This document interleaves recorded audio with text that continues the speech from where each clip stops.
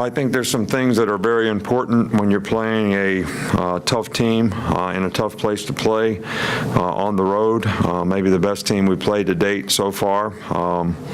They got a great rushing attack, very opportunistic defense that plays very physical and aggressive up front.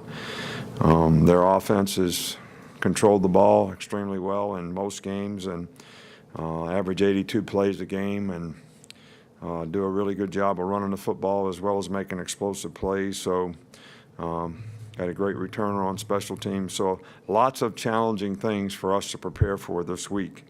I think turnovers, tackling, discipline execution, focused play in and play out, finish is really important.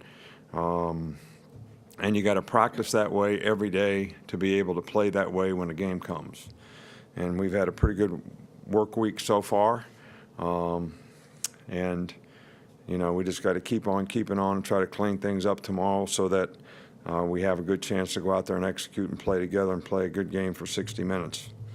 Nothing really new on the injuries. You know, Diggs and Deshaun Hand are still, Deshaun Hand's out, Diggs probably for sure out, can't really practice yet, so those guys probably won't be playing in the game.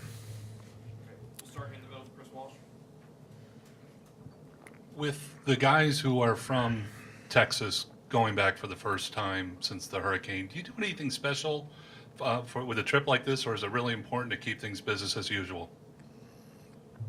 You know, we did a lot of things for our players in Texas, especially those that had issues relative to the, you know, hurricane or flooding. You know, I haven't really thought about it, to be honest with you. Maybe that's a mistake on our part, but I haven't really thought about it. You know, we sort of go on these trips like they're a business trip, and that's what we should be focused on. And,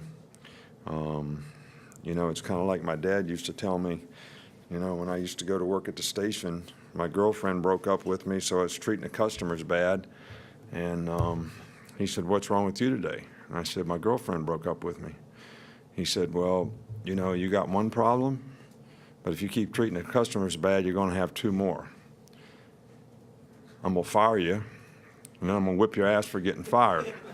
So you're not going to have a girlfriend, you're not going to have a job, and you're going to get your tail whipped." So whatever happened in the hurricane happened, and it's a bad thing, and we want to support everybody every way we can. And we certainly did that as much as we could. But if we don't go out there and play a good game, they're going to have all the problems that they had from the hurricane, and then we're going to have a problem that we lost. So it kind of goes back to what my dad said, I think.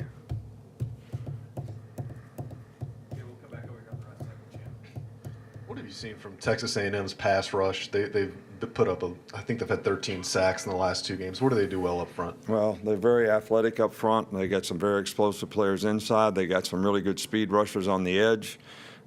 They pressure a lot. In other words, they are going to rush 5 and 6 guys a lot, so they make some of those very athletic guys. They put you in a position where you have to single block those guys and you can't help much on them. So I think it's the combination of they have a really good scheme and they have really good players who can pass rush and finish on the quarterback. And they also create a lot of negative plays, so they create a down and distance where it's in their favor to do that on third down. So this is a really, you know, it's a challenge to be able to block their pressures. And I think if we're going to make any plays down the field and be a good third down team, it'll start with that. Go in the middle here with Michael Wondrip. Hi, Coach. I was just wondering how your rapport with Minka has grown and developed over the years, and whether you've ever gained any insight into your own process just by watching him embrace the process. And also, some of his teammates say that he's the only one who makes you smile on a regular basis, so I'm curious if you can confirm or deny that. Well, you're obviously a national writer, is that correct? Yeah, because you asked me about 4 questions there. And the people who come in this room regularly know I can only manage one at a time. All right, so let me try to get this right. All right, first of all, you know, I loved Minka when we were recruiting him. You know, he's great family, great personality. I still can remember having dinner in his home when we went on a home visit. And he's the kind of guy that very easy to talk to, you know, is interested in a lot of things. And so I guess the relationship has grown, but he's just a very easy guy to like. And, you like being around him. You certainly like the way he plays. You like the way he embraces and tries to do things that you'd like for him to do, which you referred to as the process of helping him be a better player and helping us be a better team, which he has always been, 100% committed to. So when you have the best players on your team that are really, really good guys, it's always really fun to coach. And he's certainly one of those guys that makes it fun to coach. Did I answer them all? Because I can't honestly remember. I was just curious if you've ever gained any insight into your own process by watching. I think that not just watching him, but I think with all players, you're constantly sort of growing and developing, not necessarily in what you think is important from a process standpoint, because what you're really trying to create is a culture of accountability. You're trying to define the expectation personally, academically, and athletically for these guys. Surround them with people who can support them and help them make good choices and decisions so they can have success, but also teach them to be responsible for their own self-determination, which is what accountability is, which is what's going to help them be more successful in life. So, sometimes you see guys respond differently, to how to get that done, and I think that's a sort of an ongoing process for me. But the more we do it, the more we learn. I think the more people we can affect. Then we'll go in the back of Cecil. Coach, this is a little off topic, but people talk to you often about spread offense. What are your memories of playing Joe Tiller's teams at Purdue? Well, first memory is Drew Brees. He was our nemesis at Michigan State. Joe Tiller was ahead of his time when most people in those days played more regular type offense, so it was not normal to have to play nickel and dime defenses and be spread out and empty and all over the field. And he did a great job of coaching it, and they did a great job of executing it. And now it's a lot more common to see that style of offense. So I think players, coaches, everybody are more adept at trying to defend it. But we had a very, very difficult time. I mean, we were ahead 21-10, and with 2 minutes to go to the game, lining up to kick a 27-yard field goal, and they blocked it and ran it for a touchdown, got the onside kick, went 2 minutes, scored. Went for two, it was 22-21, and then we got it in 54 seconds, went 2 minutes, went down and hooked it in the dugout, all right, to win the game. So I think I've told you that one. Then the next year, we were ahead by 9 or something they blocked the punt, got the ball in 2 minutes, scored, kicked the field goal.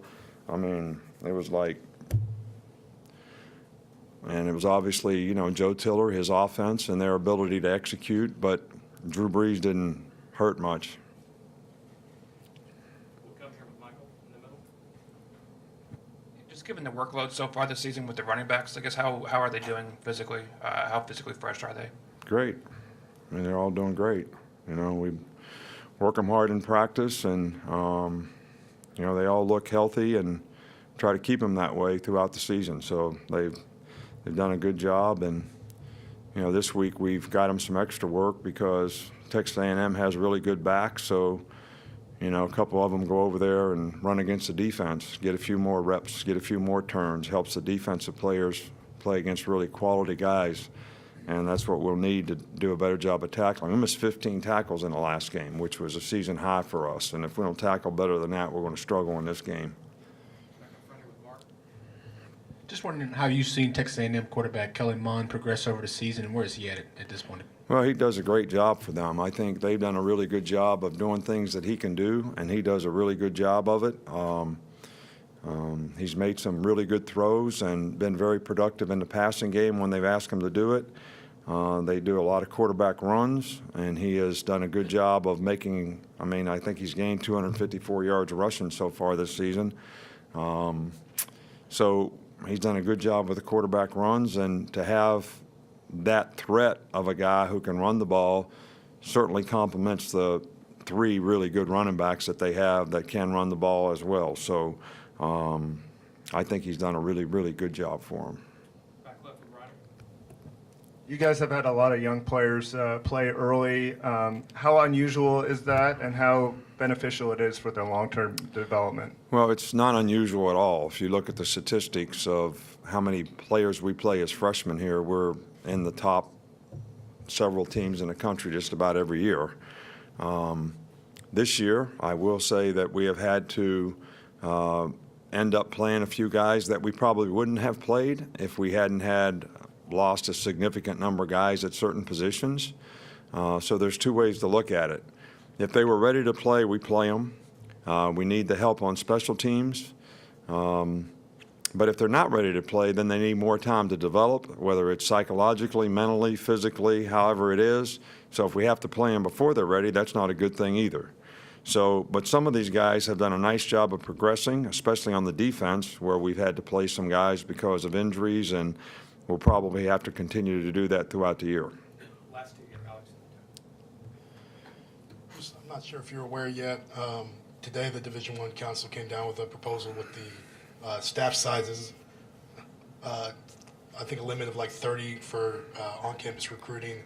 What are your thoughts on that, and how will that affect you? Well, I really don't have any because I don't know when it came out today, but I didn't have a chance to see it or look at it. You know me, I'm not for a limit to anything. So, but 30 is a lot, but what does that mean? Does that mean some professor in the business school or the dean of the engineering school that talks to somebody for academic reasons? Is that one of those 30 people?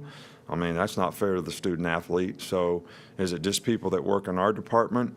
I really have no idea. Until I know the details, I really couldn't comment. We'll wrap up here quickly with time. Kind of to go back to that freshman question, are you surprised with how well you've been able to finish games with so many young players in the game and still being able to kind of keep your foot on the pedal? Well, I said this in my press conference after the game. It's one thing to go in a game when it doesn't matter and the other team's wore out, tired after 70-some plays. It's another thing to have to go in there and play winning football when the score is 0-0 and you're playing against their best player who is not yet tired, worn out, or whatever. So I am happy with the progress that some of these young players are making. They need to focus on what they need to do to continue to improve because in most cases they have plenty to improve on, and we're certainly working to help them try to do that so that they can get better. And every player should know that's the intention of every coach, is to try to help them get better and improve as a player. Thanks, Coach. Thank you.